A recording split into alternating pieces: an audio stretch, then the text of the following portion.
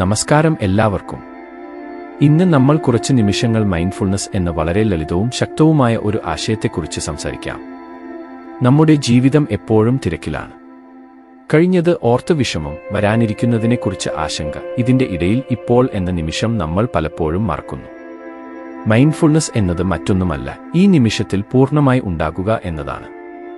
ഇപ്പോൾ നിങ്ങൾ എവിടെയാണോ അവിടെ തന്നെ ഇരുന്ന് ഒരു ആഴമുള്ള ശ്വാസം എടുക്കൂ. പിന്നെ പതുക്കെ വിട്ടു. ഈ ഒരു ശ്വാസം പോലും നിങ്ങളെ ഇപ്പോഴിലേക്ക് തിരികെ കൊണ്ടുവരും.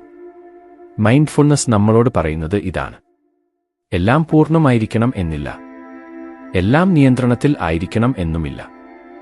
നമുക്ക് ചെയ്യാൻ കഴിയുന്നത് ഈ നിമിഷത്തെ സ്വീകരിക്കുക എന്നതാണ്.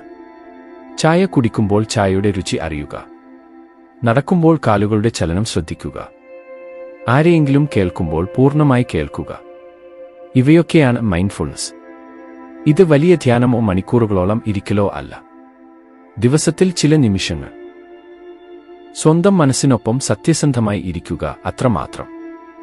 മൈൻഡ്ഫുൾനെസ് നമ്മളെ പഠിപ്പിക്കുന്നത് ശാന്തിയല്ല മാത്രം, സ്വയം മനസ്സിലാക്കലാണ്. നമ്മൾ ആരാണെന്ന്, ഇപ്പോൾ നമുക്ക് എന്താണ് ആവശ്യം എന്ന്.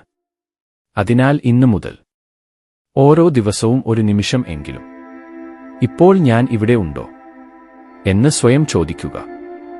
ആ ഒരൊറ്റ ചോദ്യം തന്നെ നിങ്ങളുടെ ജീവിതത്തിൽ വലിയ മാറ്റം കൊണ്ടുവരും.